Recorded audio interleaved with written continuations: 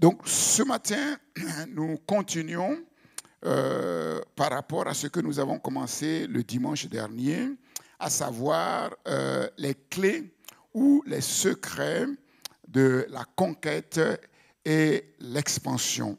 Nous avons vu, parce que la parole de Dieu nous dit clairement que l'accomplissement des promesses de Dieu, l'accomplissement de toutes les paroles que Dieu nous a données, le succès de la conquête et de l'expansion sont conditionnels.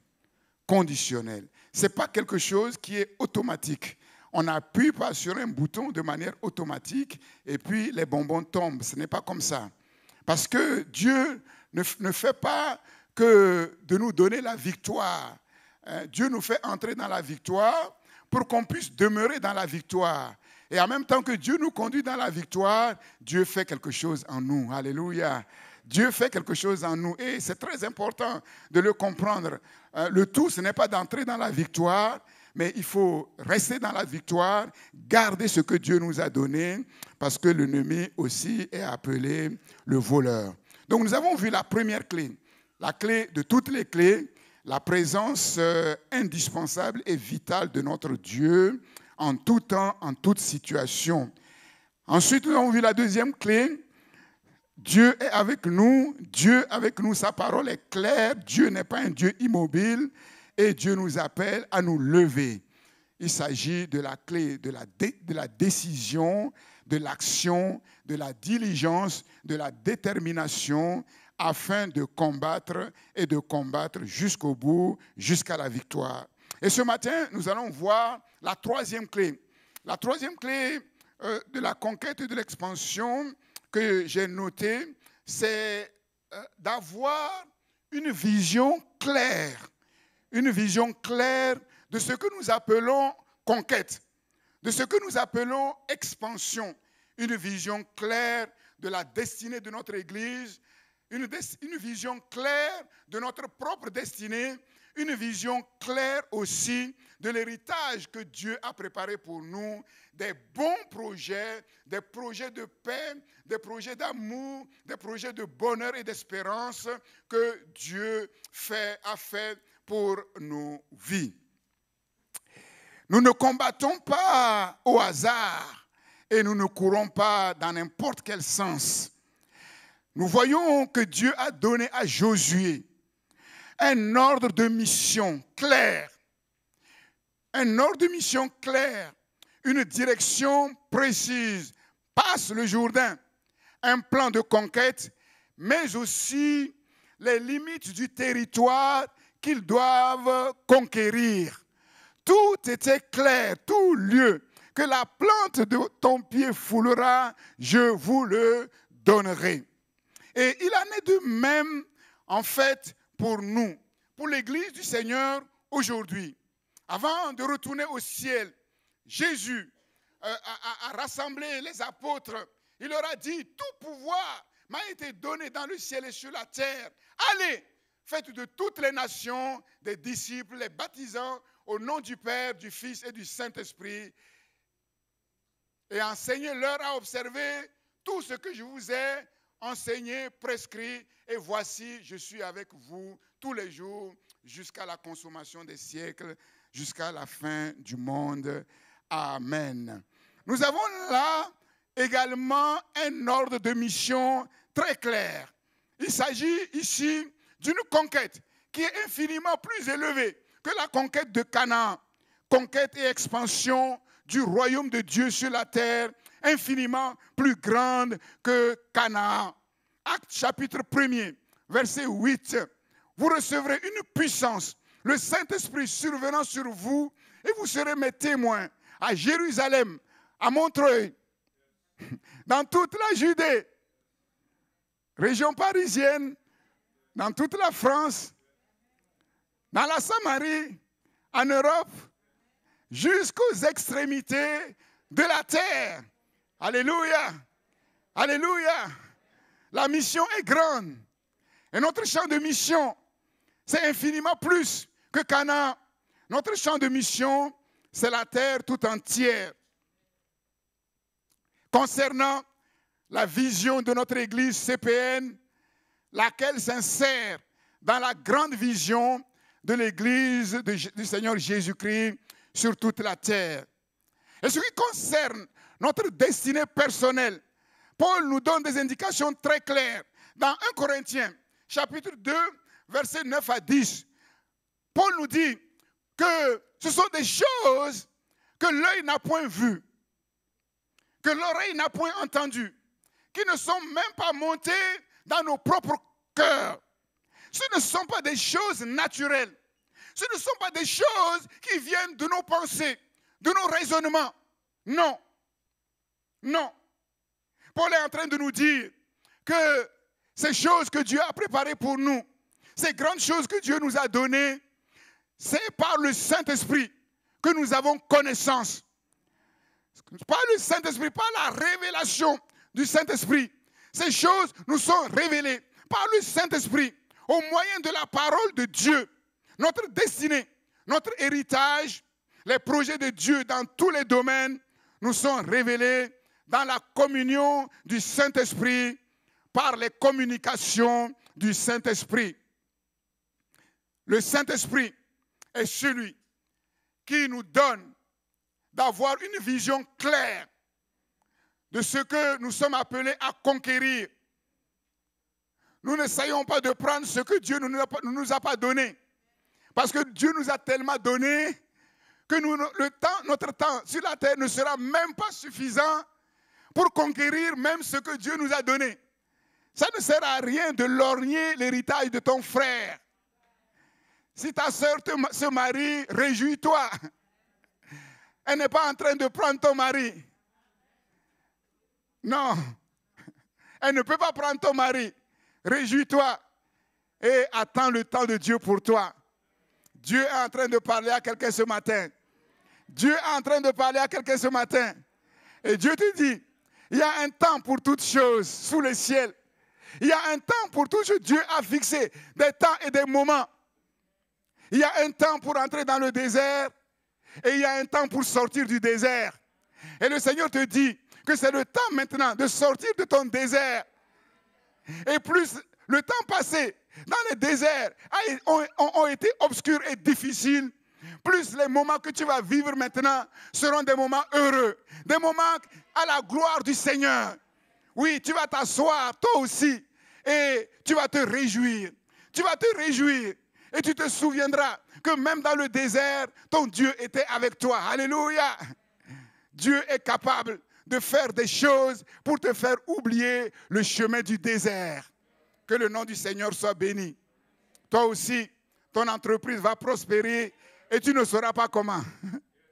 Tu ne sauras pas comment. Oui, Dieu va toucher ton patron qui va te convoquer de manière spéciale dans son bureau pour te dire, tu as eu l'impression qu'on t'a oublié. Tu as eu l'impression qu'on ne faisait pas attention à tous les efforts que tu faisais. Mais nous voulons te dire que pendant tout ce temps, nous t'avons observé. Et c'est maintenant le temps de ton élévation. C'est maintenant le temps de ta promotion. Alléluia. Dieu est capable de faire infiniment au-delà de tout ce que nous pouvons demander ou penser en Jésus-Christ, notre Seigneur. Non seulement le Saint-Esprit nous révèle les choses que nous devons conquérir, mais aussi c'est le Saint-Esprit qui est notre commandant en chef sur la terre. Alléluia. Vous recevrez une puissance, le Saint-Esprit survenant sur vous et vous serez mes témoins.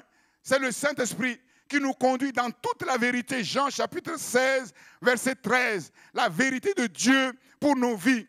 La vérité de Dieu par rapport aux choses que Dieu nous a données. Alléluia. Le fruit de l'Esprit, les dons spirituels, nous sont communiqués aussi par le Saint-Esprit. Le fruit de l'Esprit, les dons spirituels sont pour nous l'extraordinaire potentiel divin de conquête et d'expansion. Il nous parle du caractère du Christ. Il nous parle de la force et de la puissance du Christ que le Saint-Esprit développe et forme en nous pour faire de nous des conquérants, des champions, des guerriers. Et ce potentiel extraordinaire divin que Dieu a mis en nous, nous devons le libérer. Et comment nous le libérons? Simplement par l'obéissance à la parole de Dieu. Par l'obéissance à la parole de Dieu, tant que nous ne passons pas à la pratique de la parole de Dieu, nous ne saurons jamais ce que Dieu est capable de faire dans nos vies et au travers de nos vies. Quand nous comprenons quelque chose de la parole de Dieu et que nous nous mettons à l'action, nous sommes émerveillés et nous découvrons qu'il y a réellement en nous une puissance. Quand Dieu dit qu'il peut faire par la puissance qui agit en nous infiniment au-delà, c'est une vérité. Et c'est au travers de notre obéissance à la parole de Dieu que nous libérons cette puissance, que nous libérons cette autorité, que nous libérons ce potentiel. Voilà pourquoi un enfant de Dieu ne dit pas vis-à-vis de la parole de Dieu, ça c'est trop dur, ça c'est trop élevé. Si c'était simplement à ta portée, mais as-tu besoin de Dieu pour faire ce que tu es naturellement capable de faire? Non. Voilà pourquoi, au travers de sa parole, Dieu met la barre haute pour démontrer qu'il est Dieu. Pour démontrer que tu n'as pas été racheté à un grand prix pour rien. Si tu as été racheté à un grand prix, si Dieu lui-même a été amené à payer le plus élevé, le prix qui est inestimable, qu'on ne peut pas calculer, c'est parce que tu as de la valeur aux yeux de Dieu. Tu n'es pas racheté pour l'échec. Tu n'es pas racheté à grand prix pour la pauvreté. Tu n'es pas racheté à grand prix pour la médiocrité. Tu n'es pas racheté à grand prix pour la précarité. Mais tu es racheté à grand prix pour le succès, pour l'élévation, pour la richesse, pour l'abondance, pour la prospérité, pour l'excellence et pour la gloire de Dieu. Alléluia. Et Dieu a mis le paquet pour ton salut. Et Dieu met le paquet pour ta conquête. Alléluia. Il ne change pas. Il est le même. Oui. Mais ce matin, ce que tu dois comprendre, c'est que ces choses, pour Dieu, ce n'est pas du tout un problème. Mais tout dépend de ta mentalité. Tout dépend de ta mentalité. Succès, échec. Succès, échec sont conditionnés, programmés par notre propre mentalité. Dans cette conquête, quelle mentalité tu manifestes? C'est ce qui va faire la différence. En tant qu'enfant de Dieu, nous n'avons pas deux mentalités. Nous n'avons qu'une seule mentalité, la mentalité du royaume. La mentalité du royaume, c'est la mentalité du Christ. Et la mentalité du Christ, c'est la mentalité de champion, de conquérant, de succès, de héros. Dieu m'a montré un jour ou une nuit, dans une vision nocturne, comment Jésus-Christ est l'homme de l'ascension fulgurante par excellence. Jésus-Christ, c'est l'homme de la conquête et de l'expansion explosive. Là où les choses sont compliquées, lui, il passe comme s'il n'y avait rien du tout. Alléluia. Il se moque des impossibilités. Il se moque des obstacles. Il se moque des difficultés. Alléluia. Il se moque de l'armée ennemie. Et c'est cette mentalité que nous voulons avoir au travers de l'obéissance à la parole de Dieu. La parole de Dieu, par la puissance du Saint-Esprit, forme et développe cette mentalité qui est celle de notre royaume. L'Épître aux Éphésiens nous donne une vision claire de la conquête de la terre promise par l'Église dans le monde. Vous lisez Josué et vous lisez Éphésiens. Vous voyez que ces deux livres parallèles, l'un est plus développé que l'autre. L'autre est le condensé du premier. Mais tous les deux parlent de la même réalité, la conquête. Et quand nous parcourons l'Épître aux Éphésiens, nous voyons clairement les choses. Nous avons une vision claire, non seulement de la conquête, de l'expansion, mais aussi une vision claire de notre destinée, de notre héritage et des projets, les belles pensées de Dieu pour nos vies. Éphésiens chapitre 1er, verset 3, nous parle de notre grand statut. Et quel est ce statut? Le statut d'enfant de Dieu, parce que nous sommes fils de Dieu, parce que nous sommes fils du royaume de Dieu. Éphésiens, la Bible nous dit dans l'épître de Paul aux Éphésiens qu'à cause de cela, nous avons été bénis de toute bénédiction spirituelle dans les lieux célestes. Notre statut de fils de Dieu nous donne directement accès à la bénédiction de notre Dieu. Nous ne combattons pas pour être bénis, mais nous combattons parce que nous avons été bénis. Dieu t'a déjà tout donné. Tu es un béni de Dieu. Dieu t'a béni par le souffle de ton esprit en Jésus-Christ qui a tout accompli pour toi. Paul dit, mais tout est à nous. Le ciel, la terre, la mer et tout ce qui le renferme, tout est à nous parce que nous sommes à Christ et parce que le Christ est à Dieu le Père. Nous sommes les héritiers de Dieu, co-héritiers avec le Christ. Oui, Dieu le Père nous a tout donné en Jésus le Christ. En Jésus le Christ se trouve ton mari, ta femme, tes enfants, ton travail, tes maisons, ta richesse, tout ce dont tu as besoin pour faire la démonstration sur cette terre que Dieu est Dieu. Oui, Jésus est celui en qui se trouvent ces choses.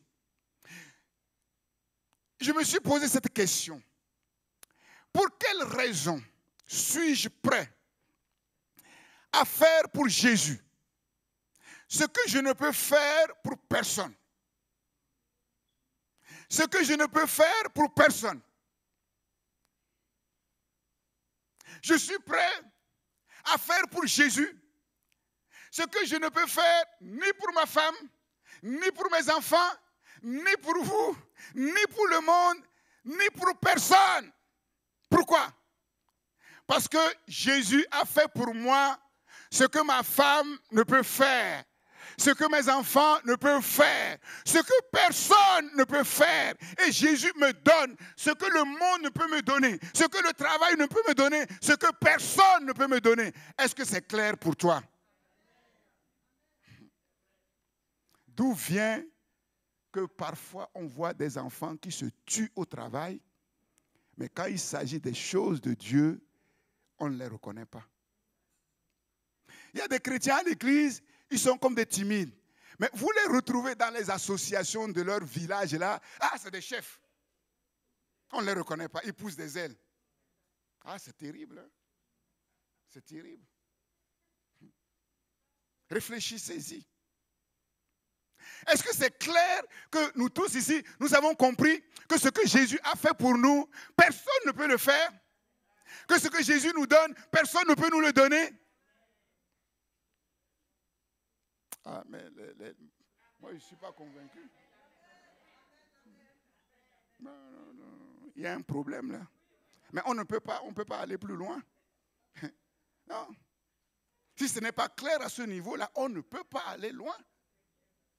Il y a un problème, on ne peut pas aller loin. Si tu n'es pas prêt à faire pour Jésus ce que tu ne peux pas faire pour personne, il y a un problème.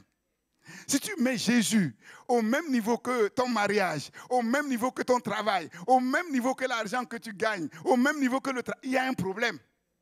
Ah oui, il y a un problème. Et il faut résoudre ce problème-là, parce que la mentalité qui t'anime, ce n'est pas la mentalité du royaume de Dieu. Et il y aura un problème pour la conquête. Je vous ai dit, ce que nous faisons là, c'est ce qui va déterminer ce que nous allons moissonner demain. Ce que Dieu a parlé, et il a dit clairement que nous allons passer dans une saison particulière, dans une saison extraordinaire, où c'est lui qui va agir, où c'est lui qui va manifester sa gloire. Nous allons récolter de manière surnaturelle, plus qu'au centuple. Alléluia. Que Dieu va nous faire voir ce qu'il est capable de faire. La mesure de Dieu. La mesure de Dieu, c'est quoi? C'est l'abondance. La mesure de Dieu, c'est quoi? C'est l'exponentiel. C'est ça la mesure de Dieu. Et c'est maintenant.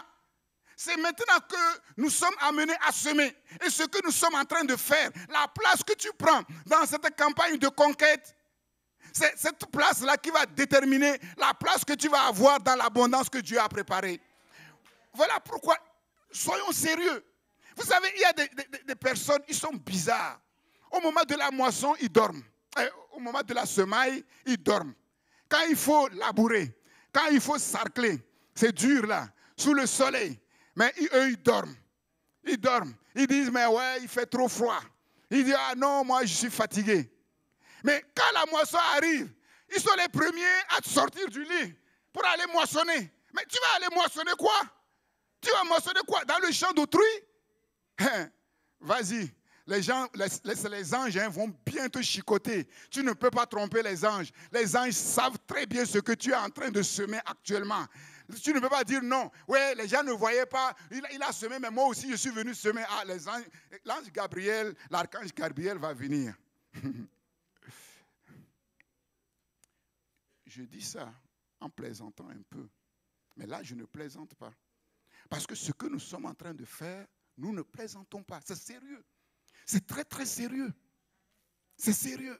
Alors, prenez-le au sérieux. Et je vous ai dit que priez mais de la meilleure manière que vous savez prier. Jeûnez de la meilleure manière que vous savez jeûner. Et c'est ce que moi-même, je l'applique à moi-même. Je l'applique à moi-même quand je vais dans les 40 jours de jeûne prière, où je me retire à part, où je peux jeûner correctement. Comment je jeûne? Ce week-end-là, c'est la même manière que je jeûne. Donc ce n'est pas de la blague. Ce n'est pas de la blague. Après, il ne faut pas envier qui que ce soit. Il ne faut pas dire, ah oui, pourquoi Dieu a béni ceci? Oui, mais pourquoi Dieu l'a béni? Mais tu sais comment il a semé? Tu sais ce qu'il a fait pendant que toi tu dormais et que lui s'est levé à 2 heures du matin où on disait que ce créneau-là n'est pas pris et il s'est sacrifié. Mais toi tu étais en train de ronfler. On peut tromper les hommes, mais Dieu on ne le trompe pas. C'est un Dieu juste. Un Dieu juste. Éphésiens 1, versets 15 à 19. Notre privilège. Nous avons le privilège de connaître Dieu, de connaître celui qui combat pour nous, de connaître celui qui nous a tout donné, mais aussi de connaître sa puissance sans limite qu'il manifeste dans nos vies pour nous conduire dans cette conquête, pour couronner notre conquête de succès. Non seulement nous connaissons Dieu, nous connaissons sa puissance, mais aussi l'espérance qui est attachée à son appel. Mais aussi la glorieuse richesse de notre héritage. Le Saint-Esprit nous donne un esprit de sagesse, un esprit de révélation. Et le Saint-Esprit illumine nos yeux pour que nous puissions connaître ces choses. Éphésiens 2, versets 4 à 7, notre position. Paul dit que nous sommes identifiés à Christ. Nous sommes configurés, comme vous l'avez déjà entendu, à la personne du Christ et à ses œuvres. Ça veut dire quoi? Ça veut dire que ce que Christ est, nous le sommes. Ce que Christ a fait, nous l'avons fait. Ça veut dire que Dieu nous a mis en Christ de manière miraculeuse, de manière humainement incompréhensible, de telle manière que nous étions en Christ. Quand Christ est venu sur la terre, nous étions en Christ. Quand Christ est mort à la croix, nous avons été crucifiés avec le Christ sur la croix de Golgotha. La chair a été crucifiée, le vieux moi a été crucifié, la vieille nature a été crucifiée. Nous avons été aussi ensevelis avec le Christ quand Christ a été enterré et quand Christ est ressuscité, nous aussi, nous sommes ressuscités avec lui. C'est le symbole du baptême. Et ressuscité avec lui, la Bible Paul dit que nous sommes assis dans les lieux célestes avec le Christ. Alléluia, alléluia, alléluia. Assis avec le Christ dans les lieux célestes. Voilà pourquoi je dis, les chrétiens, en vérité, nous sommes des intouchables. Quand ça chauffe sur la terre, mais nous allons au ciel. Mais le chrétien qui a compris ça, le jour où ça va vraiment barder, Seigneur, je suis fatigué. Là, c'est la bonne fatigue, des choses sur la terre. Tout ce que je vois là, mais viens me prendre avec toi. Mais quelqu'un qui n'est pas configuré, identifié à Christ, il tremble devant la mort. Mais celui qui est réellement configuré, comme Paul, il dit, ah Seigneur, ah c'est ton jour. Ah, moi, je ne veux pas que ce soit le diable. Hein. Non, c'est ton jour. Ok, gloire au Seigneur. À la vie ou à la mort, nous voulons glorifier le roi des rois. C'est là notre véritable position. Nous sommes sur la terre, mais nous sommes aussi au ciel. Donc, quand il n'y a rien de bon sur la terre, quand tout est gâté sur la terre, alors nous nous tournons vers le ciel, mais pour recevoir du ciel de quoi tenir sur la terre. Il n'y a plus de joie sur la terre, mais la joie au ciel ne peut jamais tarir. Il n'y a pas de paix sur la terre, au ciel, il y a toujours la paix. Il n'y a rien à manger sur la terre, mais au ciel, il y a à manger à gogo et même les meilleures nourritures. Oui, Dieu peut nous faire descendre du ciel la nourriture des grands. Alléluia! Nous sommes parfaitement configurés à Christ. À cause de cela, en fait, nous prenons part à ce que Jésus est. Nous prenons part aussi, mais à sa position, à son statut, mais aussi à sa royauté. À sa royauté. Assis dans les lieux célestes, de son poste de commandement, de son QG, Jésus qui a tout pouvoir, dirige toutes choses sur la terre. Dirige toutes choses sur la terre. Et c'est à cela que nous sommes associés. Voilà pourquoi nous avons l'assurance que notre conquête sera couronnée de son succès. Éphésiens 3, versets 14 à 19. Par la prière, la communion avec le Seigneur, nous sommes des chrétiens forts. Nous sommes des chrétiens forts, fortifiés dans notre être intérieur par le Saint-Esprit. Et nous devenons des chrétiens de plus en plus forts. Notre force, c'est la force et la puissance sans limite du Christ, auquel nous sommes directement associés, configurés. Éphésiens chapitre 6, versets 11 et 13, le Saint-Esprit met à notre disposition pour cette conquête toutes les armes de Dieu, toutes les armes spirituelles pour combattre, pour conquérir, pour garder et pour tenir ferme devant toutes les ruses du diable. Si nous marchons selon la chair, nous ne combattons pas selon la chair. Les armes avec lesquelles nous combattons ne sont pas charnelles, mais elles sont puissantes, super puissantes par la vertu de Dieu pour renverser les forteresses, pour renverser nos ennemis. Alléluia. 2 Corinthiens chapitre 10, versets 3 à 5. Éphésiens chapitre 4, 30. Attention, un impératif. Un impératif, ne pas attrister le Saint-Esprit. Ne pas attrister le Saint-Esprit. Attrister le Saint-Esprit. S'opposer au Saint-Esprit conduit inévitablement à l'échec. Comme nous le voyons dans la vie d'Israël. Dieu a donné le Saint-Esprit à Israël pour le conduire dans le repos. Mais ils ont attristé son esprit et l'Esprit de Dieu a combattu contre eux. Et Paul nous dit de faire attention, de ne pas attrister le Saint-Esprit dans nos vies, au travers de notre conduite, de tout ce que nous faisons. Éphésiens chapitre 5, verset 18, une exigence, cherchez continuellement à être remplis du Saint-Esprit. Soyez remplis du Saint-Esprit. Nous pouvons chaque jour être remplis du Saint-Esprit. Et Éphésiens 3, 20, le but par excellence de toutes ces choses, c'est de nous amener à être remplis jusqu'à toute la plénitude de Dieu. Waouh, c'est vertigineux. C'est vertigineux. Être rempli jusqu'à toute la plénitude de Dieu. Ça veut dire quoi? C'est la plénitude du succès, la plénitude de la victoire, la plénitude de la gloire. Et Paul, au verset 20, va dire que, attention, vous croyez que tout cela, ce sont des chimères? Non. Moi, je vous dis que la puissance de Dieu n'a pas de limite. Et Dieu peut faire par la puissance qui agit en nous infiniment au-delà de tout ce que nous pouvons penser ou demander en Jésus le Christ. Alléluia. Oh, que son nom soit béni ce matin. Et nous voyons que ce que nous sommes appelés à conquérir, ce ne sont pas des petites choses. Bien que le territoire de Canaan infiniment plus petit que le monde que nous sommes appelés à conquérir. Nous allons le voir que Israël n'a pas pu conquérir tout ce que Dieu leur a donné. C'est ça qui est étonnant.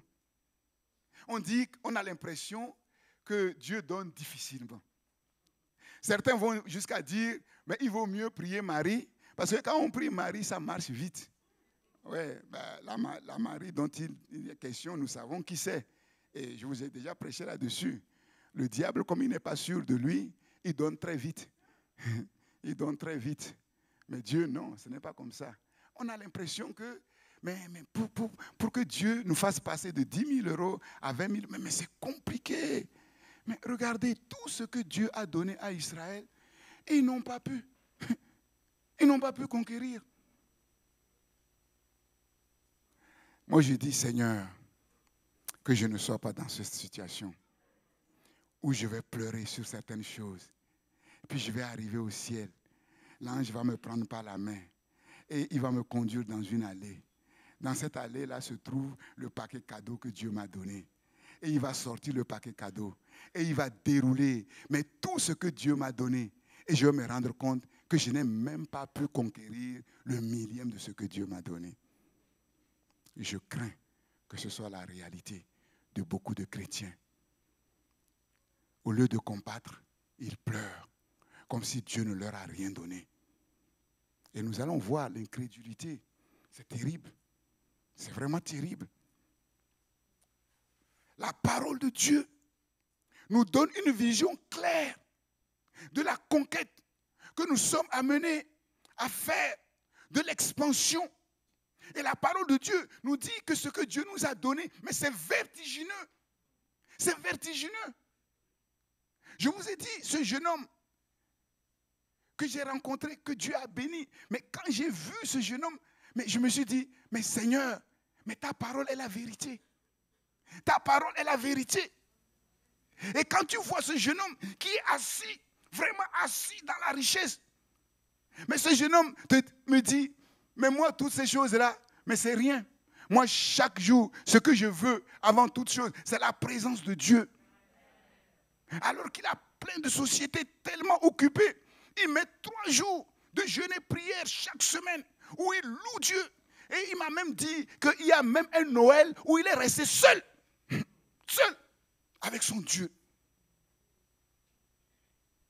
Et on comprend pourquoi ce jeune homme a été béni. Dieu ne bénit pas au hasard. Si tu respectes les principes de Dieu, Dieu va te bénir.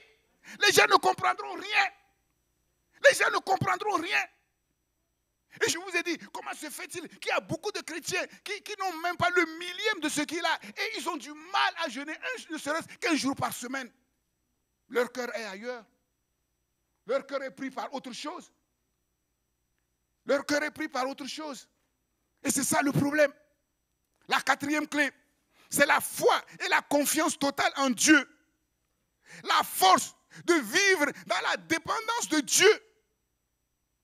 Dans la dépendance totale de Dieu. Fortifie-toi et prends courage. 4 fois, Dieu va le rappeler à Josué. 4 fois, verset 6, verset 7, verset 9 et verset 18 du même chapitre 1er. Fortifie-toi et prends courage. Parce qu'une personne faible n'arrive à rien. Une personne faible ne peut ni conquérir, ni aller de l'avant. Elle est toujours vaincue. Toujours vaincue. Toujours dans les larmes. Toujours dans les lamentations. Toujours dans les pourquoi mon Dieu, pourquoi mon Dieu, pourquoi. Pour certains, malheureusement, ils croient à tort que être fort, c'est être querelleur. C'est être bagarreur. Oh, je vous donne un conseil. Si tu es bagarreur, ne te marie pas avant d'avoir réglé ce problème-là. Parce que si à la maison, tu dois sortir des poses de karaté, ça doit être la bagarre à la maison, moi je te conseille vivement de régler ce problème de bagarreur-là avant de te marier. Sinon, ton mariage est mort avant même de te marier. Ce sont les faibles qui sont bagarreurs. Quelqu'un qui connaît sa force et qu'il sait qu'il a une force de frappe, il ne se permet pas d'être bagarreur. Imaginez un Mike Tyson, un coup KO. qui est bagarreur, il va épouser combien de femmes? Oui. Combien de femmes il va avoir à la maison? Non, ce n'est pas ça, être fort. Ce n'est pas ça, être fort. Sans la force spirituelle, il est impossible d'être en relation avec Dieu parce que Dieu que nous servons n'est pas un Dieu faible. N'est pas un Dieu faible. Et la foi qu'il nous donne pour nous donner d'entrer en relation avec lui, cette foi libère en nous une puissance spirituelle, une force spirituelle. C'est cette force qui nous amène à dire radicalement non au péché, à dire radicalement non au monde. Si tu n'as pas cette force pour te convertir radicalement, tu ne peux pas marcher avec Dieu. C'est avec cette force que certains même qui se convertissent, leurs parents leur disent, si tu acceptes Jésus, on te chasse de la maison. Il dit, ok, à choisir entre vous et Jésus, je préfère Jésus. C'est cette force qui a permis à cette femme-là, qui vivant avec un homme qui n'est pas converti, un beau jour, l'homme en avait marre et il a sorti son alliance. Il a déposé son alliance à droite, il a déposé la Bible à gauche. Il a dit maintenant, tu vas choisir, sans même réfléchir, sans même calculer. La femme a pris sa Bible et elle est sortie. Il faut de la force pour devenir chrétien. Parce que la foi que nous recevons, même si nous sommes l'homme le plus faible, cette foi libère à nous une force, cette foi libère à nous une audace. Ce n'est pas un esprit de timidité que nous avons reçu, mais au contraire, son esprit nous remplit de force, d'amour et de sagesse. Alléluia. Alléluia. Le christianisme n'est pas pour les faiblards. On ne peut pas faire confiance à un faible. La faiblesse n'arrange personne. Ni celui qu'on envoie, ni celui qui l'envoie. Aucune armée, aucune équipe sur la terre, dans aucune discipline, ne recrute des faibles. Jonathan, est-ce que tu prends des faibles dans ton équipe? Il remue la tête. Voilà pourquoi Dieu ordonne, Dieu commande que nous soyons forts, que nous soyons puissants, que nous soyons de plus en plus forts. Fortifie-toi et prends courage. Ça veut dire quoi? Ne te laisse pas aller dans des choses qui sont source de faiblesse pour toi. Ne te laisse pas aller dans des choses qui t'affaiblissent. Fais tous tes efforts pour mettre ta foi et ta confiance en Dieu. Tout ce qui est à ton pouvoir pour faire de Dieu la source de toutes tes ressources et tu ne seras jamais déçu. Tout ce qui est à ton pouvoir pour compter entièrement sur le Christ, pour compter entièrement sur le Saint-Esprit, pour croire au succès de la conquête, quelles que soient les difficultés et quelles que soient les situations. Alléluia. C'est cette violence spirituelle, la violence de l'esprit, qui a animé Josué et son armée, ainsi que tous les héros de la foi. Quand vous lisez Hébreux chapitre 11, sur les héros de la foi, nous voyons cette violence spirituelle. Cette violence spirituelle. Et c'est la même violence de l'esprit que Dieu nous anime aujourd'hui pour conquérir. Celui qui a cette violence spirituelle en lui se rit de ce qu'il peut voir.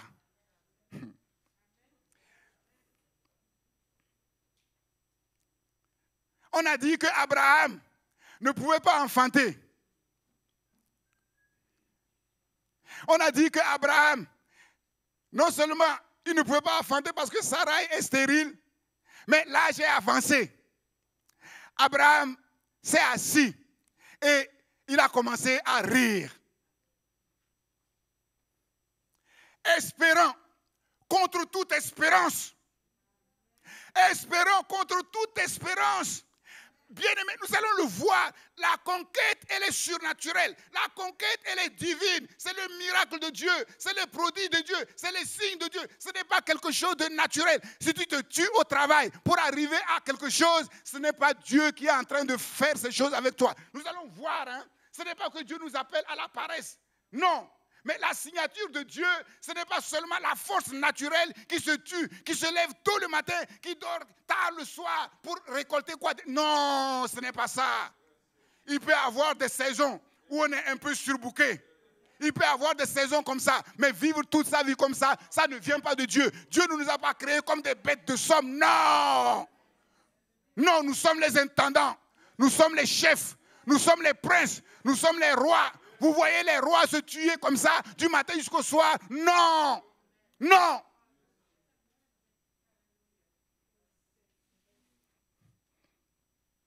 Espérons contre toute espérance.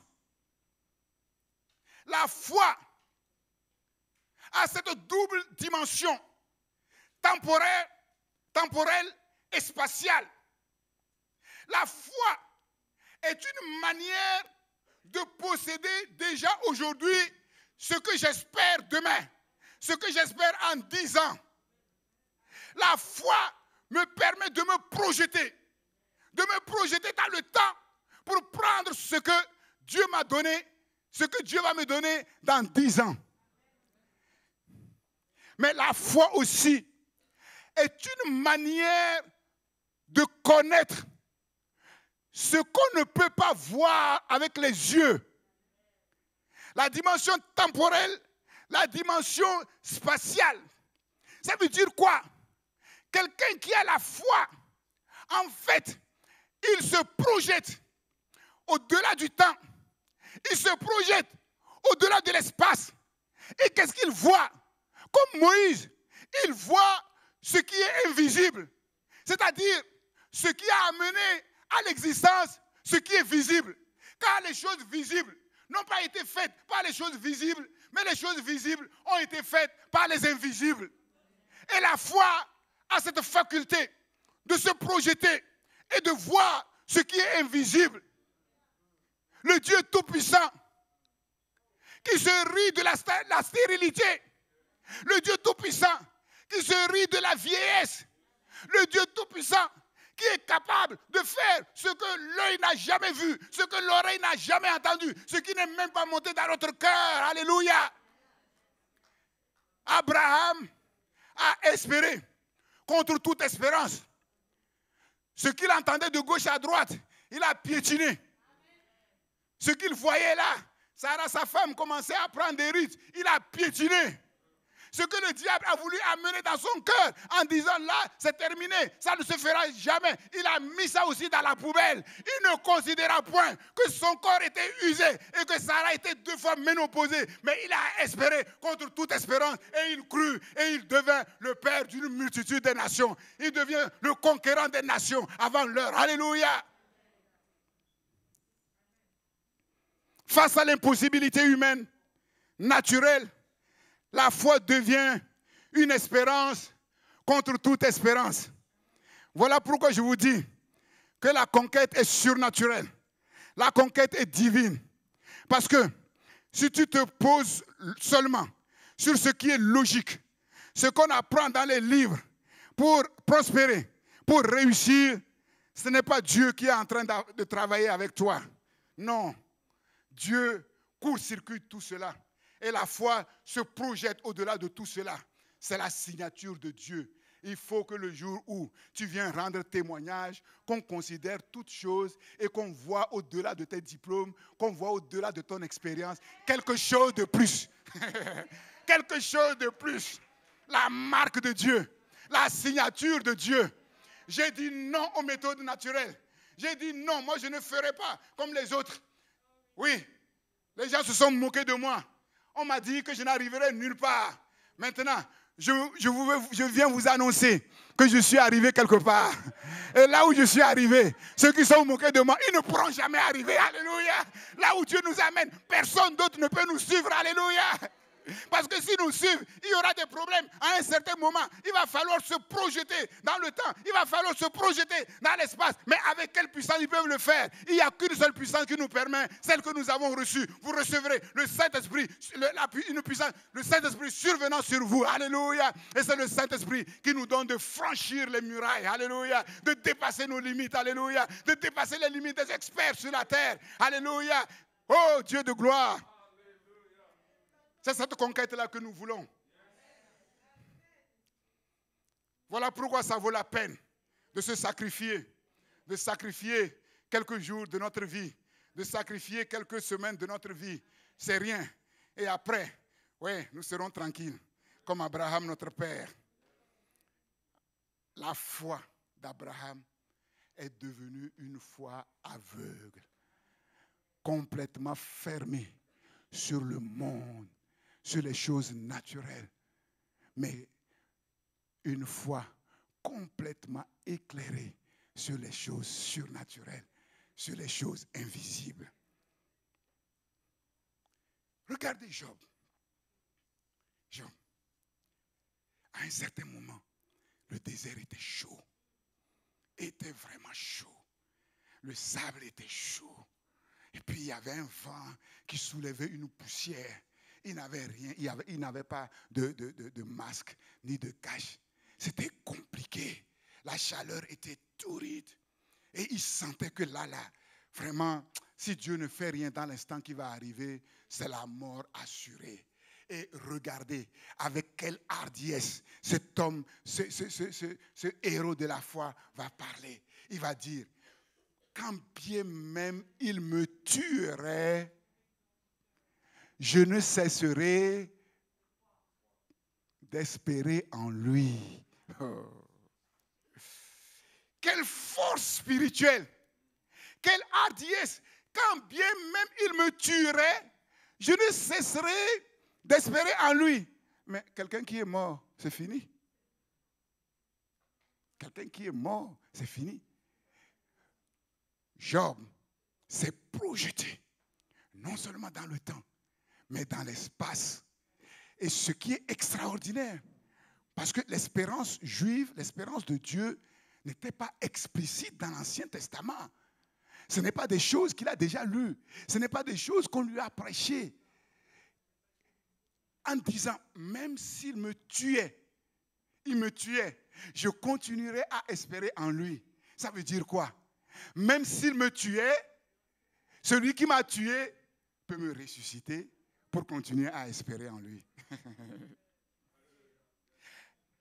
Même s'il me tuait, celui qui me tue, s'il ne me ressuscite pas, en fait, je suis mort, mais je ne suis pas mort.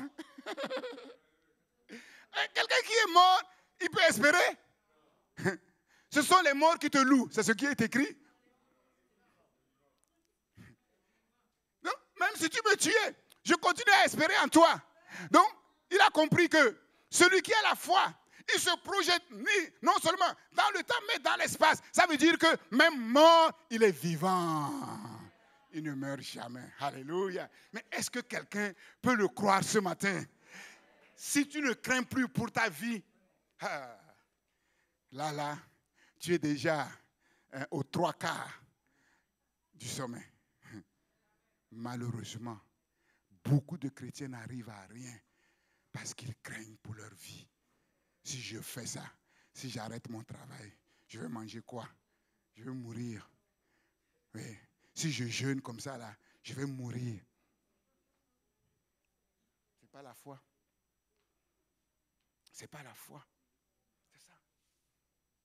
Un jour, pourtant je suis habitué au jeûne. Hein. J'étais en train de jeûner au sud dans ma retraite spirituelle. Et puis bizarrement, mais c'est venu comme ça. Mais je sentais que ma tête tournait. Je ne me sentais pas bien. Et une voix me dit, là, si tu ne manges pas, tu vas mourir. Ah, je dis, mais ça ne m'est jamais arrivé. C'est pour ça, vous l'avez remarqué, vous qui jeûnez, il n'y a pas deux jeûnes qui se ressemblent. Hein. Plusieurs fois, 40 jours, 21 jours. Et tout de suite, j'ai compris que c'est le malin qui est venu pour jeter le trouble. Je lui ai dit, ok, je ne vais pas manger, mais je ne vais pas mourir. Et même si je meurs, je ne suis pas mort. Je ne peux pas aller chercher mon Dieu. Et mon Dieu va me laisser mourir comme une souris. La Bible dit que même un oiseau ne tombe pas à terre. Et puis moi, je vais entendre une voix comme ça venant de je ne sais n'importe où et je vais commencer à trembler. Ah, mais c'est comme ça, les chrétiens sont. Ils disent Dieu est puissant. Et ils sont sur la gare, sur le quai d'un métro. Et puis, subitement, les gens crient, ils courent. Dieu est puissant, hein? Il ne sait même pas pourquoi les gens courent. Hein? Mais lui aussi, il a peur et il court. Après, il demande, mais pourquoi? Oui, c'est parce qu'il y a un rat qui a traversé les voies. Vous savez, les gens ont peur des rats ici. Bon, nous, on les mange bien. Là. On a donné bon rat à un président que je ne nomme pas. Il a bien mangé. Il a dit, ah, mais c'est super. Ah, là, j'ai bien mangé. Ça, c'est vraiment exotique. Mais c'était quoi? On dit, c'est un gros rat. Et il a rougi, mais il a déjà mangé. Il n'est pas mort. Il n'est pas mort.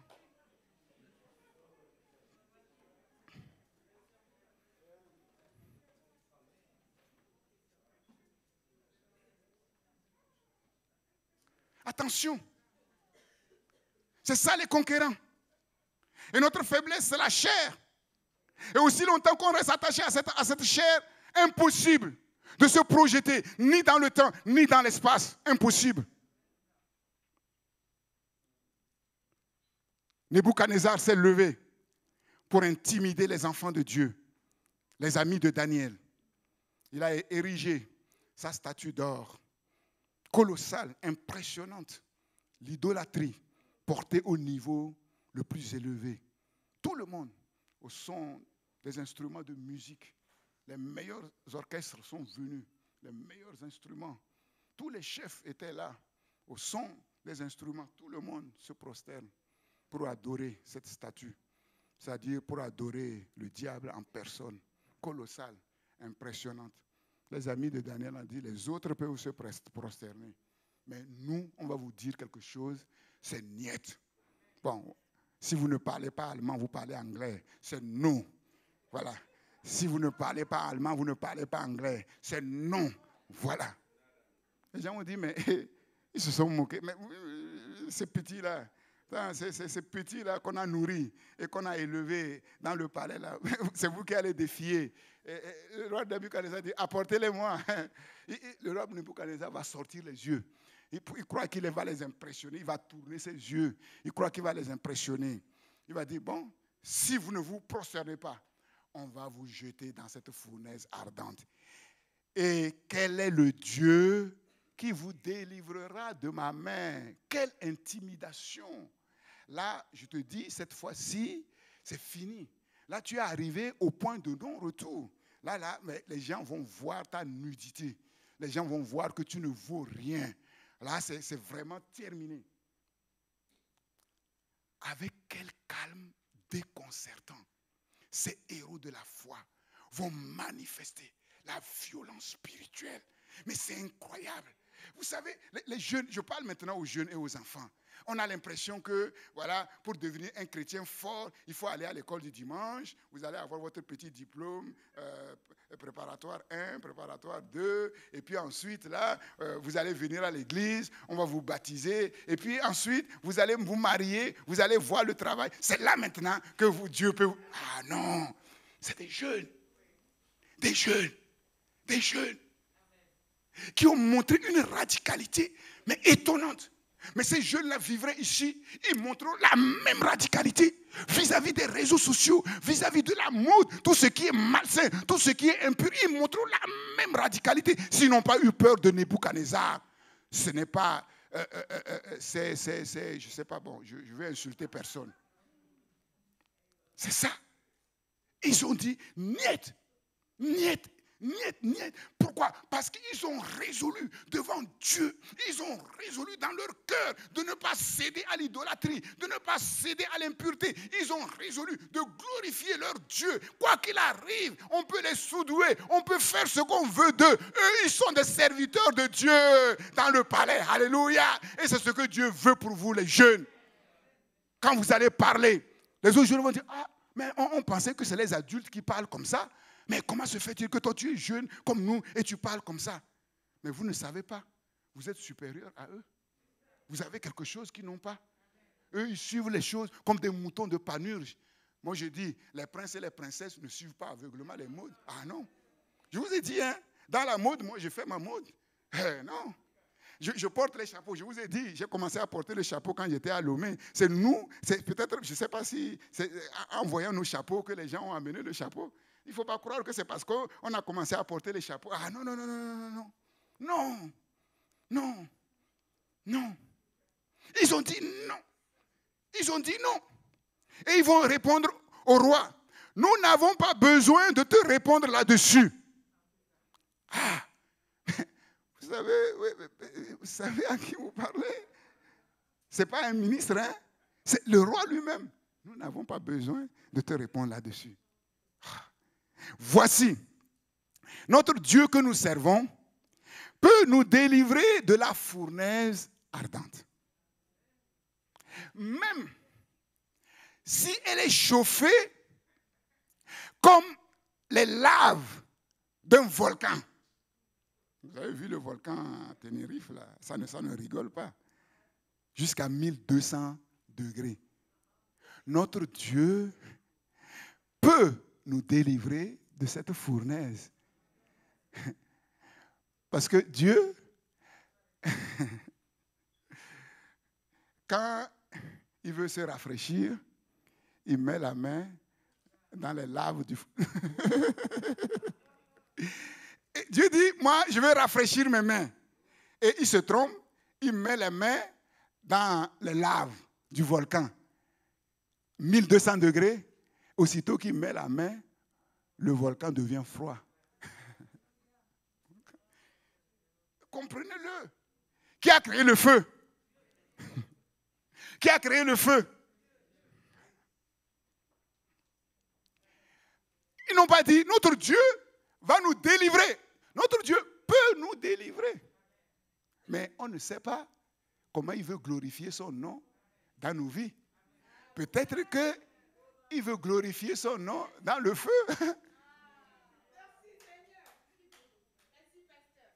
Et c'est comme ça que beaucoup de chrétiens ont loupé. Mais les choses extraordinaires dans lesquelles Dieu veut les conduire. Parce que avant l'accomplissement de ces choses extraordinaires, mais il semble qu'ils doivent passer quelque part où ils vont cramer, où ils vont mourir. Et ils se disent non, le Dieu que je sers n'est pas comme ça. C'est un Dieu d'amour. Le Dieu qu'il servait, c'est un Dieu d'amour. Est-ce qu'il a dit à Nebuchadnezzar, tais-toi? Quand Nebuchadnezzar a ouvert sa bouche pour parler, Dieu aurait pu faire que, en fait, sa bouche tourne. Et il va commencer, la manière dont il va parler, tout le monde, les grands là, ils vont se cacher pour rire. La preuve, Nebuchadnezzar, quand il a gonflé la poitrine, qu'est-ce que Dieu a fait? Il a envoyé brouter de l'herbe. Et il est devenu pire qu'un animal. Il est devenu un monstre. Il avait des plumes d'oiseaux. Il avait des pattes d'animaux. Même les animaux même avaient peur de lui. Les oiseaux fuyaient quand Nebuchadnezzar arrivait. Qui a fait le feu? Il dit, notre Dieu que nous servons, il peut nous délivrer. Il peut nous délivrer. Mais s'il ne veut pas nous délivrer, il va nous délivrer quand même. C'est comme exactement comme Job, c'est le même principe. Et ce qui est certain, qu'il nous délivre ou qu'il ne nous délivre pas de la fournaise ardente, ce qui est sûr, c'est qu'il va nous délivrer de ta main. Nous sommes des intouchables. Oui, nous marchons sur la terre, mais nous sommes aussi assis dans les lieux célestes. Et nous ne recevons de vrais commandements que du poste de commandement là-haut. Le QG général, non pas qui dirige les affaires de Babylone, mais qui dirige les affaires du monde entier. Alléluia. De là, un mot sort et tout obéit. C'est à lui que nous obéissons, au doigt et à l'œil, pas à une statue morte, une statue qui impressionne, mais qui n'a absolument aucune vie. Il nous délivrera de ta main, ô roi. Soit qui nous délivre de la fournaise ardente, soit qui nous délivre au travers de la fournaise ardente. Et comment il peut les délivrer de la fournaise ardente? Mais de ces deux manières. Ou bien ils passent par la fournaise ardente et ils sont reçus directement au ciel. Ou bien, qu'est-ce qu'il va faire?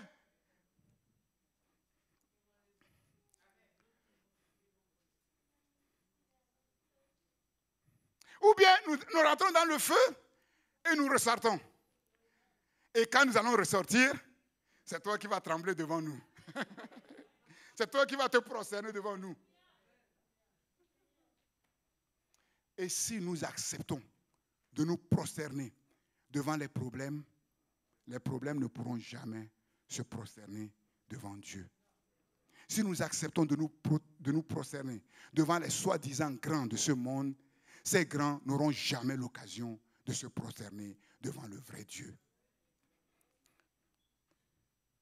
Il nous délivrera de ta main, ô roi. Sinon, sache, ô roi, que nous ne servirons pas tes dieux et que nous n'adorerons pas la statue d'or que tu as élevée. Là, c'est la foi éclairée. Quelle force, quel courage, quelle hardiesse, quelle fermeté. C'est, on pourrait dire, une fidélité, mais aveugle. Et toujours dans Daniel chapitre 11, verset 32, il est écrit, ceux du peuple qui connaîtront leur Dieu agiront avec faiblesse, agiront en tremblant. Non, agiront avec fermeté. Alléluia. C'est le même Dieu que nous servons. C'est la même foi que nous avons reçue. C'est la même violence spirituelle, oui, que nous devons manifester dans ces temps de conquête spirituelle. Nous ne regardons pas à ce que nous voyons. Nous ne prêtons pas oreille à ce que nous ressentons. Mais nous gardons nos yeux fixés sur celui qui a le pouvoir de faire changer instantanément les choses. Vous connaissez l'histoire. On les a jetés. Ben, ceux qui ont jeté, ils sont morts. Mais eux, en fait, c'est le péché qui affaiblit le peuple de Dieu. C'est le péché, comme je vous l'ai dit. Il y a faiblesse et faiblesse. Il y a faiblesse et faiblesse. Quand je suis faible, c'est alors que je suis fort. Mais Paul était intransigeant vis-à-vis du péché. Nous le savons. Un homme sanctifié, un homme consacré. Mais il reconnaît malgré tout que dans sa condition d'être humain, formé de poussière, il reste faible. Oui, si tu es sanctifié, tu es 1000 fois consacré à Dieu. Si on prend une aiguille et on te pique, bah, tu vas crier comme tout le monde. C'est ça. Ce n'est pas faiblesse là où on dit, ah ouais, tout le monde est faible, on se laisse aller au péché. Non, parce que le péché n'a jamais fortifié quelqu'un. C'est le péché qui a rendu l'homme tel qu'il est aujourd'hui, un bipède. L'homme est tombé par le péché. C'est le péché qui affaiblit. Ces petits renards qui sont capables de ronger toute une vigne, qu'on tolère, les péchés mignons, les mouches mortes qui peuvent gâter l'huile du parfumeur, qui empêchent de donner à Dieu une louange pure, les mauvaises pensées que les chrétiens acceptent, les mauvaises compagnies aussi qui corrompent les bonnes mœurs, les mauvaises relations familiales. Si entre époux, ça ne va pas, c'est pas bon. Le Saint-Esprit est attristé. Les mauvaises habitudes qui volent le temps des chrétiens et qui les exposent aux choses impures. La paresse aussi, la négligence, le manque d'activité, mais aussi le trop d'activité. L'activisme, c'est pas bon. Autant de choses qui affaiblissent. Prendre garde au danger de la fatigue chronique. Il y a fatigue et fatigue. Il y a fatigue et fatigue. Que je sois fatigué parce que j'ai eu une journée harassante. Ce n'est pas tous les jours qu'on a une journée harassante. Si tous les jours on a une journée harassante, il y a un problème. Ah oui, là, il y a un problème là. On n'est pas des esclaves. On n'est pas des bêtes de somme, comme je l'ai dit. Il y a fatigue et fatigue. Mais la fatigue chronique, nous ne devons pas l'accepter. La fatigue chronique peut même entraîner la mort de quelqu'un. 2 Samuel chapitre 21, versets 15 à 17, il est écrit, David était fatigué. Ils étaient en train de combattre contre leurs ennemis jurés, les Philistins. Mais on ne sait pas ce qui s'est passé. David était fatigué. À cause de cela, à cause de cette fatigue, David fut exposé à la mort. Il y a un géant, enfant de Rapha ou Réphaïm, qui eut la pensée de tuer David, a profité parce qu'il était fatigué pour le tuer. Et heureusement que Abishai, l'officier, était là. Et c'est lui qui vint au secours de David. Et c'est lui qui va frapper le Philistin pour le tuer. Autrement dit, il aurait tué David. David qui est un grand conquérant. Mais à cause de la fatigue, il a été comme affaibli. La fatigue chronique est un réel danger. C'est une faiblesse qui nous expose à l'ennemi. La fatigue pousse parfois à mépriser les choses de valeur. La fatigue parfois pousse à privilégier le présent, l'immédiat au détriment de l'avenir. Quelqu'un qui est fatigué et qui rentre à la maison Mais il n'a pas envie de prier. Il n'a pas envie d'ouvrir la parole de Dieu. Ce qu'il a envie de faire, c'est de manger un morceau et d'aller au lit.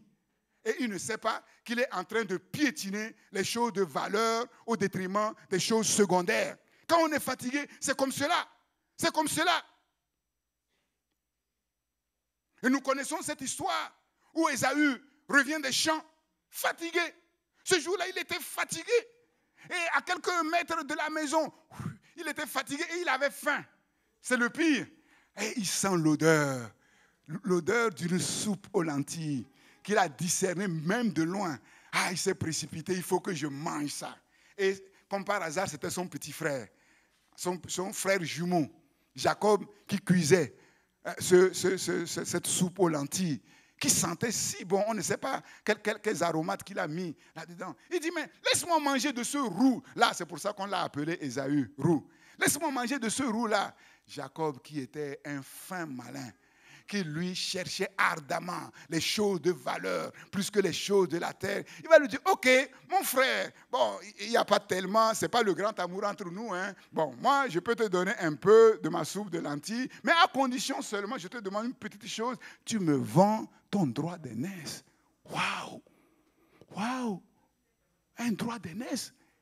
À cause de la fatigue, à cause de la faim, Ésaü va mépriser les choses de valeur au profit des choses secondaires. Ésaü va privilégier l'immédiat à l'avenir. Et il a vendu son droit d'aînesse. Et nous savons que plus tard, il a voulu le reconquérir. Il a pleuré. On lui a dit, niet, c'est terminé. On ne veut pas de profanes au ciel. Dans le royaume de Dieu, ceux qui ne savent pas distinguer ce qui est pur de ce qui est impur, mais ils ne sont pas qualifiés à servir le roi des rois, le Seigneur des seigneurs.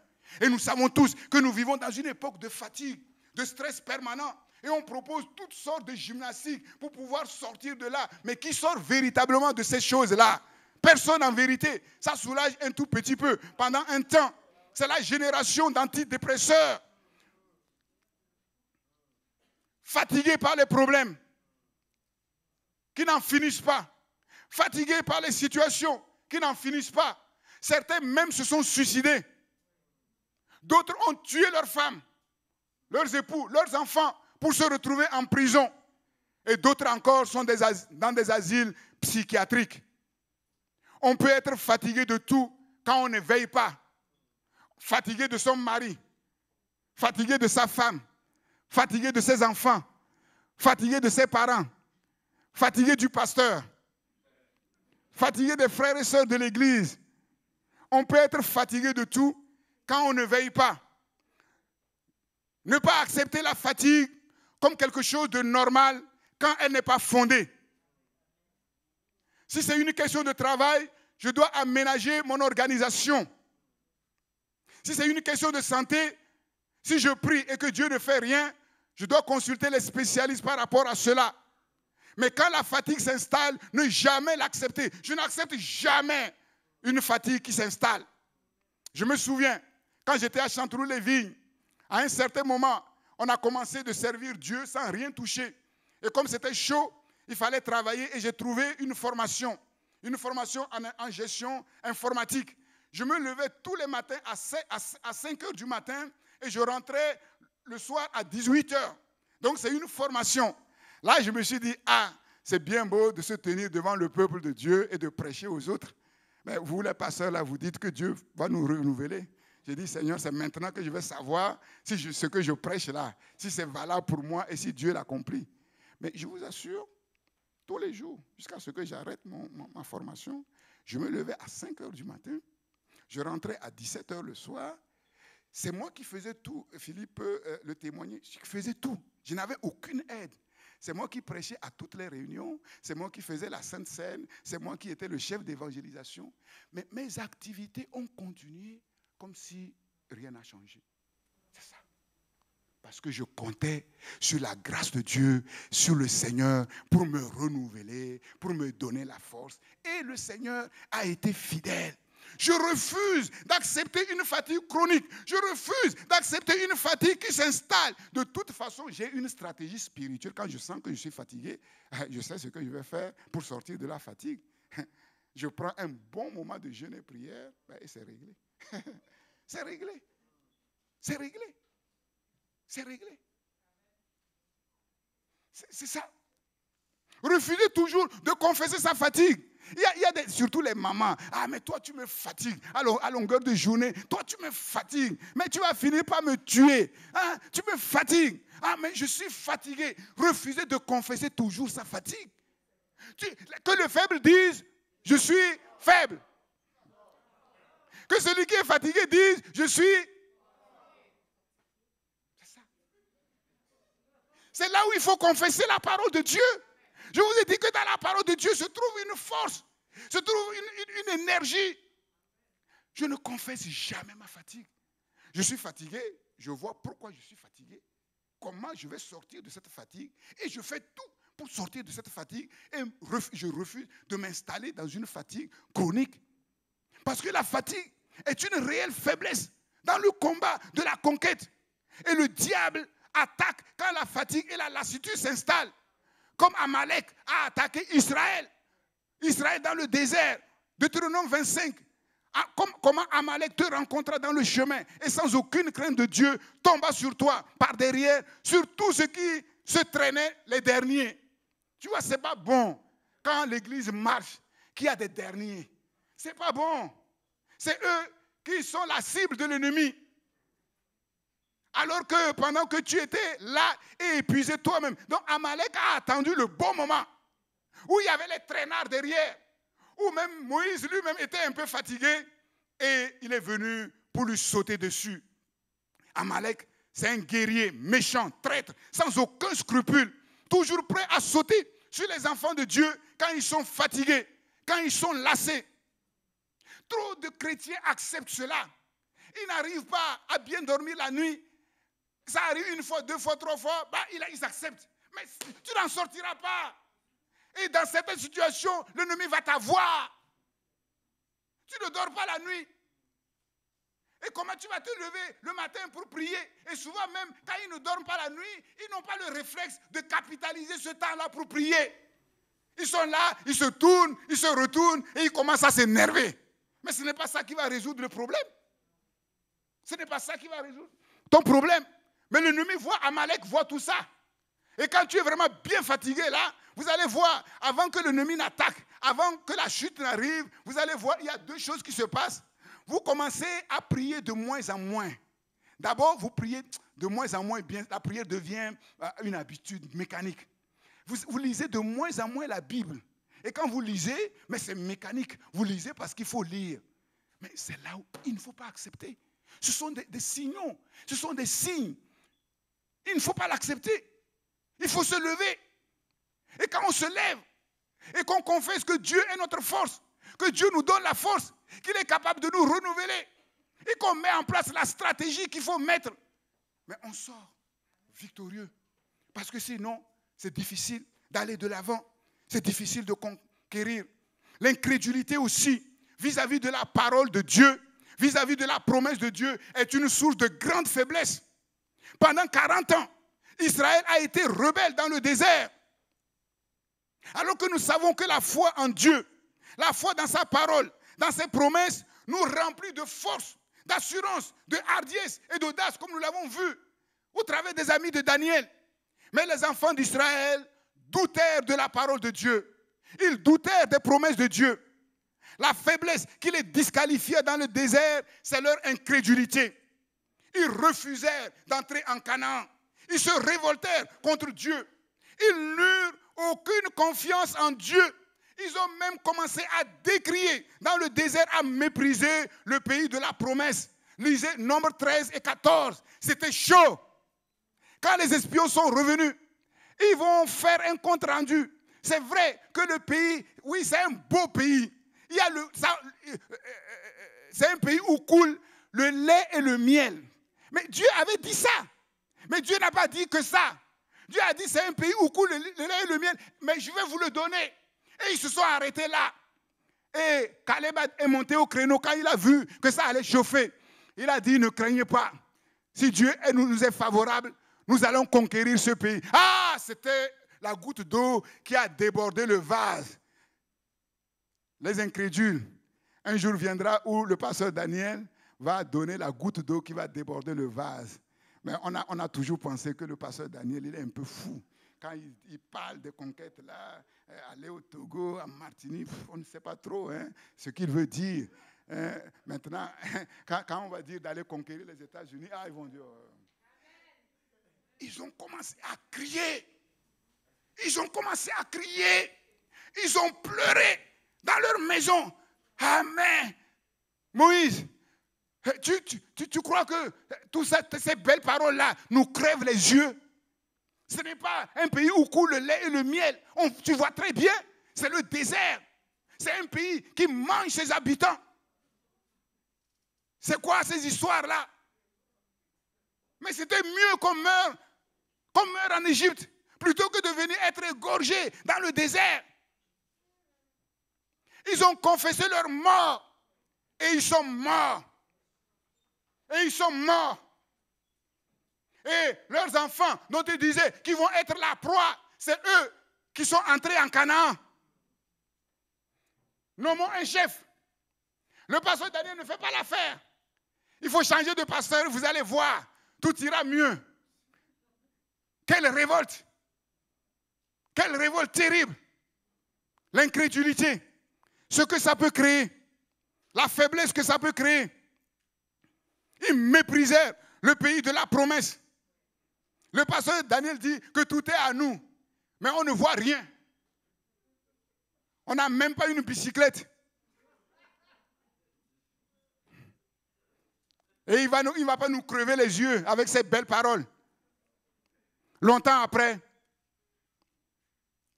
le Saint-Esprit dit dans l'Épître aux Hébreux, ils ne purent entrer en Canaan, non pas parce qu'il y avait des géants, non pas parce que, à leurs yeux et aux yeux de ces géants, ils étaient comme des sauterelles, mais ils ne purent entrer en Canaan à cause de leur incrédulité. Hébreux chapitre 3, verset 19. Cette faiblesse spirituelle a été fatale pour eux, puisqu'ils mourirent tous de manière prématurée dans le désert. Ils ont manqué leur destinée. Ils ont manqué le but de Dieu. Leur incrédulité vis-à-vis de la parole de Dieu n'a pas permis à Dieu de développer en eux une mentalité de guerrier, de conquérant, un esprit de champion. Et la mentalité qui a programmé leur mort prématurée dans le désert, c'est la mentalité qu'ils ont traînée depuis l'Égypte, la mentalité d'esclaves, la mentalité de victime, la mentalité de perdant. Mais nous voyons que Josué et son armée avaient une toute autre mentalité, un tout autre esprit, et c'est ce que Dieu veut que nous puissions manifester aujourd'hui pour entrer dans notre Canaan. Que le nom de notre Seigneur soit béni, que son nom soit glorifié. Alléluia. Alléluia, alléluia, alléluia, alléluia, alléluia, alléluia. Béni sois-tu, Seigneur. Béni soit ton nom. Béni soit ton nom. Nous allons prier maintenant. Nous avons pris du retard dans le culte dès le commencement. Donc, comme je l'ai dit, le temps de la conquête, on ne compte pas son temps. Oui, ce qu'on fait ici, c'est beaucoup plus important que ce que tu vas faire après. Si tu n'es pas conscient de cela, c'est dommage pour toi. Et il faut changer ta mentalité et ta manière de penser. Alléluia. Nous allons nous lever maintenant. Ora baba karabara sakabarabae.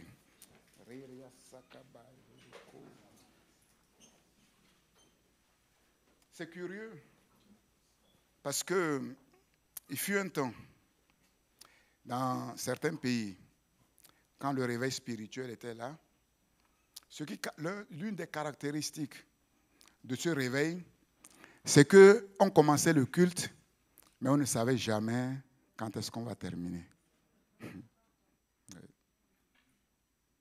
Et personne ne bronchait. Tout le monde était content d'être là. J'ai assisté un jour à un séminaire au Togo qui a été fait loin, dans un champ. Les gens sont venus avec leurs chaises et ils sont assis.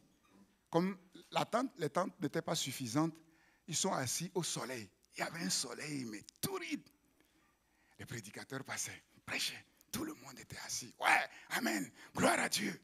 Ben, c'est ça. Mais le problème, c'est que quelque temps après, je suis retourné dans le même pays, il y avait un changement. Même maintenant, quand tu prêches dans certaines assemblées, il y a quelqu'un qui est assis pour te dire, pour te faire signe. Et quand on regarde la vie de l'Église, il y a aussi des changements. Avant, quand on venait, on avait l'impression que le ciel était descendu sur la terre. Il y avait une joie, mais inexprimable. Maintenant, il n'y a plus cette joie. Il n'y a plus cette joie. Les programmes humains ont pris la place du programme de Dieu.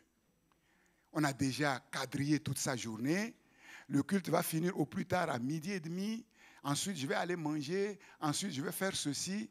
Et finalement, ce programme sont même au-dessus du programme de Dieu. Et le Saint-Esprit est attristé. Voilà. Le Saint-Esprit est attristé. C'est ça. Normalement, je devais continuer. Parce que les clés, faire comme ça, deux par deux, ce n'est pas bon. Parfois, il y a des clés qui sont liées. Mais je sais que si je continue, beaucoup vont décrocher. Bon, ce n'est pas mon but. Ah, que Dieu soit béni. Au ciel, il n'y aura pas ça, hein? Non. Oh, là, c'est pour ça qu'il faut être préparé. Hein? Au ciel, c'est au doigt et à l'œil. Hein? Quand on dit prosternez-vous, il n'y a pas une tête qui dépasse tout le monde. Les archanges, les premiers. Tout le monde par terre. Bon, bien sûr, parfois, oui, il y a des programmes, effectivement, des cas de force majeure, mais souvent, ce n'est pas ça. J'étais dans une église, il y a un frère. En fait, le culte devait terminer à 11h moins le quart. Tous les dimanches, quand il est 11h moins le quart et que le prédicateur n'a pas fini, il se lève, il prend ses affaires, il fait grève spirituelle pour montrer qu'il n'est pas content. Bon, nous, ce n'est pas ça. Nous devons savoir ce que nous voulons. Et nous devons nous donner les moyens d'arriver à ce que nous voulons. Et ce que nous voulons, c'est ce que Dieu veut. Et ce que Dieu veut, c'est de grandes choses pour nous. Je le répète, je le répéterai jusqu'à ma mort. Parce que c'est la vérité et parce qu'il y a des hommes et des femmes qui le vivent concrètement sur la terre. Parce que Dieu n'est pas un homme pour mentir. Parce que ce qu'il a dit, il accomplit. Parce que l'histoire nous enseigne clairement qu'il y a sur la terre des hommes qui sont arrivés en haut. L'histoire nous enseigne aussi qu'il y a des enfants de Dieu qui sont arrivés en haut, ne serait-ce que dans la parole de Dieu. Et pourquoi pas moi? Ils ont 2 yeux, j'ai 2 yeux. Ils ont une tête, j'ai une tête. Ils n'ont que 2 mains comme moi. Ils n'ont que 2 pieds comme moi. Voilà. S'il y a un homme qui est arrivé, oui, à percer, moi aussi, par la grâce de Dieu, je peux percer. Non pas pour ma gloire. Non pas pour ma gloire. Non pas pour qu'on dise, je suis ceci ou cela. Non. Non. À vrai dire, nous, en tant qu'enfants de Dieu, on n'a pas besoin de grand chose pour être heureux. On n'a pas besoin de grand chose. Mais nous savons que ces petites choses, ces miettes, n'honorent pas notre Dieu. Et nous ne pouvons pas représenter fidèlement notre Dieu en mangeant les miettes, plutôt que de manger le pain des fils, des enfants du royaume. Et c'est ça la vérité. Je ne sais pas vous, mais moi je suis déterminé, je vous l'ai dit. Je vous avais dit qu'on va mettre en place une stratégie agressive. On va voir comment Dieu va nous conduire. Jusqu'à ma mort, je suis déterminé à voir la gloire de Dieu. Déjà, je vois la gloire de Dieu dans ma vie. Partout où je vais, Côte d'Ivoire, en Martinique, aux États-Unis, en Afrique, au Togo, il y a des témoignages. Je vous le dis, c'est la vérité. Mais je dis non, Seigneur, tu n'as fait que commencer. Ce sont les prémices. Il n'y a pas de limite à tes œuvres. Le jour où j'arriverai à une situation où je verrai que maintenant, je n'ai pas de limite, je vais m'asseoir et je vais dire, gloire à Dieu, je peux représenter mon Dieu sur la terre. Pourquoi les nations, laisserons-nous les nations se moquer de notre Dieu en disant, où est leur Dieu? Ils ne font que pleurer. Ils ne font que pleurer. Non, notre Dieu est au ciel et il fait ce qu'il veut, sur la terre comme au ciel. Et la volonté de Dieu, elle est bonne, agréable et parfaite. Alléluia. Alléluia. Proclamons maintenant notre victoire dans le sang de la croix de Jésus-Christ. Proclamons notre victoire dans le sang de la croix de Jésus-Christ. Proclamons notre victoire, la victoire de la conquête. La victoire de la conquête est déjà acquise. La victoire de Dieu nous a déjà tout donné. Il nous a déjà tout donné. Il nous a déjà qualifiés pour la conquête. Il nous a donné tout ce dont nous avons besoin pour vivre pleinement, pour conquérir pleinement, pour avancer de victoire en victoire. Oui, et ce qu'il nous a donné se trouve dans le sang de l'agneau de Dieu. Jésus-Christ a combattu déjà pour nous sur la croix de Golgotha. Il a remporté la victoire. Il a remporté la victoire. C'est lui, l'homme de l'ascension fulgurante par excellence. C'est lui, l'homme de la conquête et de l'expansion explosive. Et c'est lui que nous suivons. C'est lui que nous suivons. Nous proclamons la victoire du sang de l'agneau de Dieu dans cette conquête. Nous proclamons la défaite de tous nos ennemis. Nous proclamons la défaite de tous nos ennemis. Nous proclamons que les forteresses tombent. Nous proclamons que la mer rouge s'ouvre. Nous proclamons que le Jourdain s'ouvre. Nous proclamons que nos ennemis sont par terre à cause du sang de l'agneau de Dieu. À cause du sang de l'agneau de Dieu. Jésus a vaincu pour nous. Jésus a vaincu pour nous toutes les organisations de nos ennemis, toutes leurs armées, tous leurs agents humains. Toutes leurs œuvres, Jésus-Christ les a détruites au travers de la croix de Golgotha. Au travers de la croix de Golgotha, nous couvrons toute cette campagne. Nous couvrons cette stratégie de jeûne et de chaîne de prière. Tous nos cultes, ces enseignements du sang précieux de Jésus-Christ. Et nous proclamons notre victoire. Nous proclamons notre victoire. Nous proclamons notre victoire. Au nom de Jésus. Au nom de Jésus. Au nom de Jésus. Au nom de Jésus. Au nom de Jésus. Réclamons sur la stratégie de jeûne et de chaîne de prière l'onction de succès. L'onction de succès qui nous soit donnée à cause du sang de l'agneau de Dieu. L'onction de succès. Et l'onction de succès, c'est l'onction des miracles, c'est l'onction des signes, c'est l'onction des prodiges. C'est d'autres dieux qui combattent pour nous. Son combat est surnaturel. Son combat n'est pas naturel. Son combat est surnaturel. Oh, et il amène des miracles extraordinaires. Il nous fait voir des signes. Il nous fait voir des prodiges qui montrent, qui démontrent qu'il est avec nous et que c'est lui qui nous conduit au combat. Seigneur, répands, Seigneur, sur notre stratégie de jeûne et de chaîne de prière, l'onction de succès, l'onction de miracle, comme Josué et son armée ont pu le voir dans les combats, Seigneur. L'onction des signes, comme Israël, comme Josué et Israël ont pu le voir dans les combats. L'onction des prodiges, Seigneur, oh Dieu. Oui, comment tu as combattu, c'est des miracles. Comment tu as combattu, c'est des signes. Comment tu as combattu, c'est des prodiges. Oh Dieu, c'est la même onction que nous réclamons sur nos vies. Oui, la même onction qui nous donne la force et le courage, de nous séparer de tout ce qui empêche Dieu d'être pleinement avec nous. Oui, l'onction nous donne la force et le courage de nous séparer de tout ce qui fait obstacle à la présence de Dieu dans nos vies, à la communion du Saint-Esprit, aux communications du Saint-Esprit, afin que nous voyions clair, afin que nous soyons équipés. Seigneur de gloire, que ton onction nous donne la force, le courage, la hardiesse de dire non à tout ce qui fait obstacle à ta présence dans nos vies, aux mauvaises habitudes. Seigneur, ces choses, oui, qui attristent le Saint-Esprit. Au nom de Jésus, nous voulons nous séparer de toutes ces choses. Oui, que le Saint-Esprit ouvre nos yeux, que le Saint-Esprit ouvre nos oreilles pour nous donner une vision claire de la destinée de notre Église, pour nous donner une vision claire de notre propre destinée, pour nous donner une vision claire des projets que Dieu a formés dans son cœur pour nos vies, les bonnes pensées que Dieu a formées dans son cœur pour nos vies, que l'Esprit de Dieu nous conduise dans sa communion, dans ses communications, que nos yeux s'ouvrent, que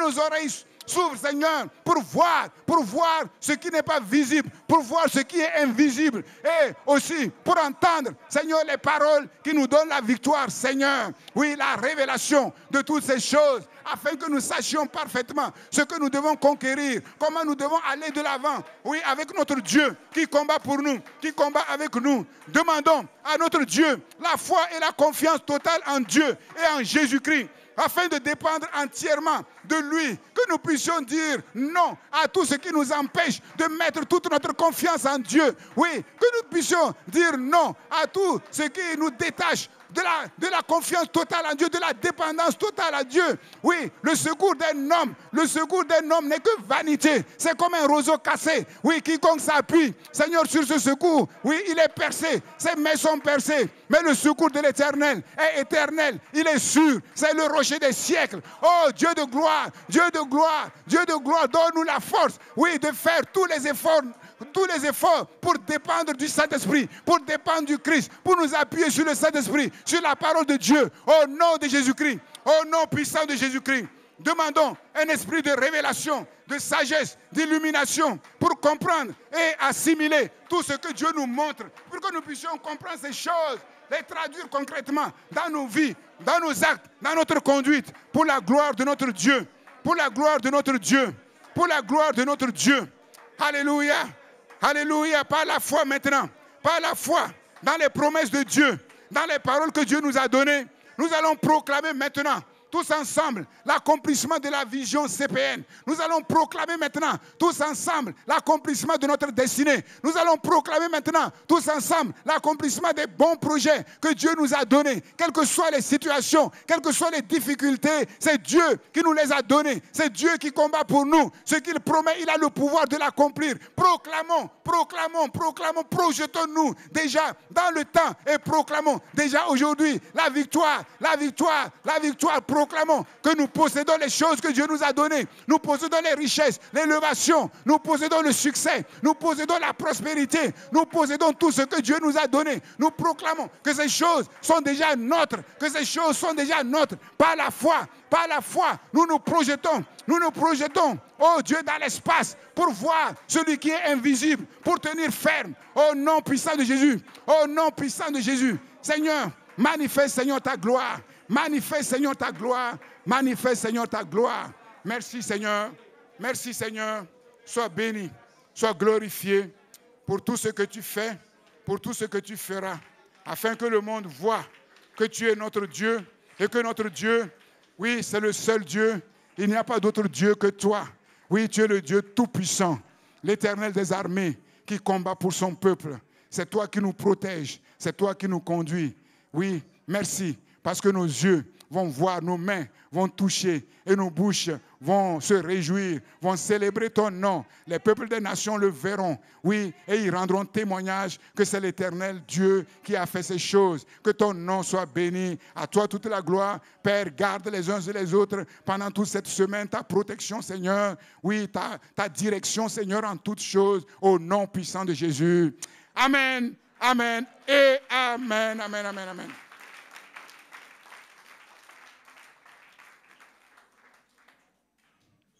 Par la foi, ton désert est fini. Notre culte en ligne est maintenant terminé. Merci à tous de nous avoir suivis. Vous pouvez nous suivre sur christpourlesnations.com. Nous vous souhaitons une excellente semaine. À dimanche prochain.